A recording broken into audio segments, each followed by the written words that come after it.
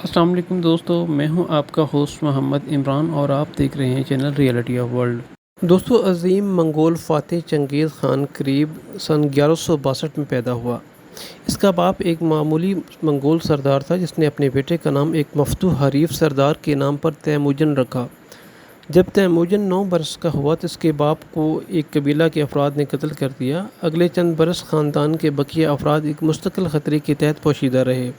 یہ ایک بدشگون آغاز تھا۔ تیموجن کو اچھے دن دیکھنے سے پہلے نہایت زبوں حالات سے دوچار رہنا پڑا۔ سن 1177 میں اپنی نوجوانی میں وہ حریف قبیلے کے ایک دھاوے پر گرفتار ہوا۔ اس کی گردن کے گرد چوبی حلقہ باندھ کر اسے اسیر رکھا گیا۔ بے چارگی کی اس حالت سے نکل کر ایک قدیم اور بنجر ملک کا نخواندہ یہ اسیر تیموجن دنیا کے انتہائی طاقتور انسان کے طور پر ابھرا۔ چنگیز خان نے غلامی کے دوران اپنے اغوا کاروں میں سے ایک کو اپنا دوست بنایا اور اس کی مدد سے فرار ہو گیا۔ اس کی ترقی کا آغاز اس اسیری سے فرار کے بعد ہوا۔ وہ اپنے باپ کی ایک دوست اور وہاں موجود متعلقہ قبائل میں سے ایک کے ساتھ تغل سے جا ملا۔ آگے کئی برسوں تک ان منگول قبائل میں ہلاکت خیز جنگیں جاری رہیں، جن میں تیموجن نے عظمت کی طرف اپنا سفر جاری رکھا۔ منگولیا کے قبائلوں کی ایک وجہ شہرت یہ ہے کہ وہ ماہر گھڑ سوار اور تندخو جنگجو ہیں۔ تاریخ میں ہم دیکھتے ہیں کہ وہ شمالی چین پر مسلسل حملے کرتے رہے۔ تیموجن سے پہلے متعدد قبائل اپنی توانائیوں کو ایک دوسرے کے خلاف جنگ و جدل میں صرف کرتے تھے۔ فوجی دلیری، منافقت، فاقی اور منتظمانہ اہلیت کے ملے جلے امتزاج کے ساتھ تیموجن نے ان تمام قبائل کو ایک مرکزی قیادت کے تحت متحد کر لیا۔ سن 1206 میں منگول سرداروں کے ایک اجلاس میں اسے چنگیز خان یا کائناتی شہنشاہ کا نام دیا گیا۔ یہ فوجی محیط قوت جو چنگیز خان نے مجتمع کی تھی، ہمسایہ اقوام پر چڑھ دوڑی۔ اس سے پہلے شمال مغربی چین میں صحیح ریاست پر اور شمالی چین میں جن سلطنت پوش کی یہ مقابلے جاری تھے کہ چنگیز خان اور خوارزم شاہ محمد کے بیچ ٹھن گئی، جو ایران اور وسطی ایشیا میں ایک بڑی سلطنت کا بادشاہ تھا۔ اس تنازع کی بنیاد اس وقت شروع ہوئی جب سن 1218 میں چنگیز خان نے سلطنت خوارزم میں ایک تجارتی قافلہ بھیجا۔ فاراب کے گورنر نے تجارتی مال پر قبضہ کر کے تمام تاجروں کو مار ڈالا۔ چنگیز خان نے شاہ خوارزم سے خون بہا طلب کیا تو شاہ نے وفد کے 3 میں سے ایک شخص کو قتل کر دیا اور 2 کے بال مونڈ دیے۔ چنگیز خان نے 2 لاکھ سپاہیوں کے ساتھ سمرقند، بخارا اور ریاست کے دوسرے شہروں پر قبضہ کر لیا۔ سن 1219 سے سن 1221 تک ہونے والی لڑائی میں سلطنت خوارزم کے 12.5 لاکھ افراد مارے گئے۔ چنگیز خان نے گورنر کو گرفتار کر کے اس کی آنکھوں اور منہ میں پگھلی ہوئی چاندی انڈیل دی۔ اس لڑائی میں چنگیز خان نے وسطی ایشیا اور ایران کو تہبالہ کر کے رکھ دیا۔ خوارزم شاہ کی سلطنت مکمل تباہ ہو گئی۔ دیگر منگول فوجیں روس پر حملہ آور ہوئیں۔ ادھر چنگیز خان نے افغانستان اور شمالی ہند پر دھاوا بول دیا۔ چنگیز خان جنگیں جیتنے اور سلطنت کے استحکام کے لیے بہترین اور بعض دفعہ عجیب و غریب منصوبہ بندی کرتا تھا۔ چنگیز خان اپنے مفتوحہ علاقوں پر قبضہ برقرار رکھنے کے لیے وہاں کے حکمران خاندانوں میں اپنی بیٹیوں کی شادی کر دیا کرتا تھا۔ اس کے بعد وہ اپنے دامادوں کو میدان جنگ میں بھیج دیا کرتا تھا تاکہ ان کی غیر موجودگی میں حکومتی امور اس کی بیٹیاں سنبھال سکیں۔ داماد عموماً جنگوں میں مارے جاتے اور اس کی بیٹیاں کامیابی سے حکومت کرتی رہتیں۔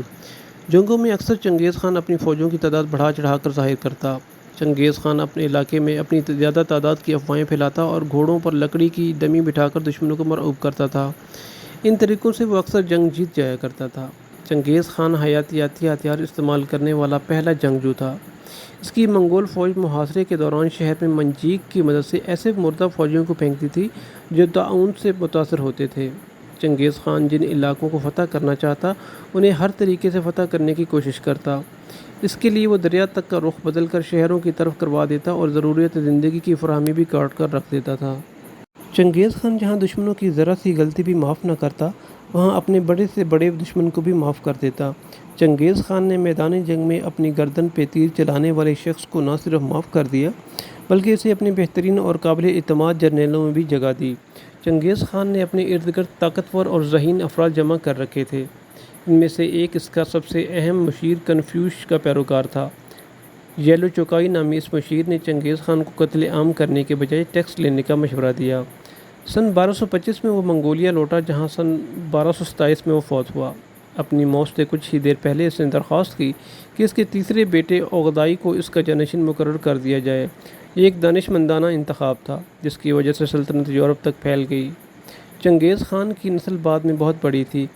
آج بھی ہر 200 میں سے ایک شخص کا سلسلہ نسب چنگیز خان سے جا ملتا ہے۔ چنگیز خان نے مرنے سے پہلے اپنی جائے مدفن کو خفیہ رکھنے کی بھی خواہش ظاہر کی۔ تدفین کے بعد اس کی قبر پر گھوڑے دوڑائے گئے تاکہ زمین ہموار ہو جائے۔ ہر اس شخص کو مار دیا گیا جو اس کی قبر کے مقام سے واقف تھا۔ جن غلاموں نے قبر بنائی تھی انہیں کچھ سپاہیوں نے قتل کیا اور پھر غلاموں کو قتل کرنے والے سپاہیوں کو بھی قتل کر دیا گیا۔ یہ بھی کہا جاتا ہے کہ ایک دریا کا رخ اس قبر کی طرف موڑ کر قبر کو ہمیشہ کے لیے گمنام بنا دیا گیا۔ سن 212 میں وفات پانے والے ایک ماہر آثار قدیمہ ماورے کراؤٹز نے چنگیز خان کی قبر کی تلاش میں 40 سال لگائے، لیکن وہ قبر کی قرب و جوار کے بارے میں بھی نہیں جان سکا۔ چنگیز خان کے بعد اوغدائی کی زیر قیادت منگول فوجوں نے چین میں پیش قدمی جاری رکھی، روس کو پامال کیا اور آگے یورپ میں نکل گئیں۔ سن 1241 میں منگول فوجوں نے جودھا پوسٹ تک بڑھ گئیں، پولینڈ، جرمن اور ہنگری کی فوجوں کو تہ کیا۔ اسی دوران اوغدائی مر گیا، منگول فوجیں یورپ سے لوٹ آئیں اور کبھی ادھر واپس نہ آئیں۔ اس کے بعد جانشینی کے مسئلہ پر منگول سرداروں میں خاصی لے دے ہوئی، تاہم چنگیز خان کے پوتوں منگو خان اور قبلائی خان کی زیر سرکردگی منگول ایشیا میں داخل ہوئے۔ سن 1279 تک جب قبلائی خان نے چین کی فتح مکمل کی تو منگولوں کی سلطنت تاریخ کی وسیع سلطنت بن چکی تھی۔ ان کے زیر تسلط چین، روس اور وسطی ایشیا کا علاقہ تھا۔ اس کے علاوہ ایران اور جنوب مغربی ایشیا کا بیشتر حصہ بھی شامل تھا۔ ان فوجوں نے پولینڈ سے شمالی ہند تک کامیابی کے جھنڈے گاڑے، جبکہ کوریا، تبت اور جنوب مشرقی ایشیا میں قبلائی خان کی بادشاہت قائم ہوئی۔ اس دور میں موجود آمد و رفت کے قدیم ذرائع کی موجودگی میں ایسی جسیم سلطنت تا دیر قائم نہیں رہ سکتی تھی، سو جلد یہ حصوں بخروں میں تقسیم ہو گئی۔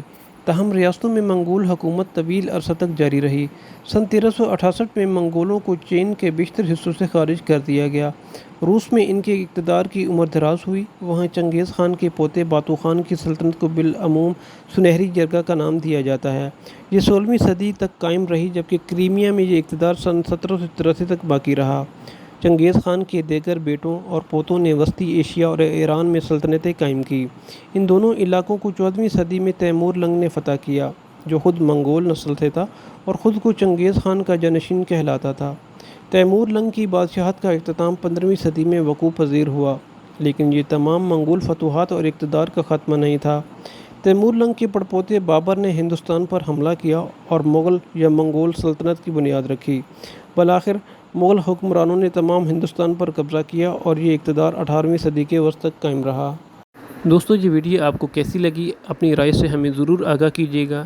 چینل کو سبسکرائب کیجیے گا، ویڈیو کو لائک کیجیے گا۔ ملتے ہیں اگلی ویڈیو میں۔ اللہ حافظ۔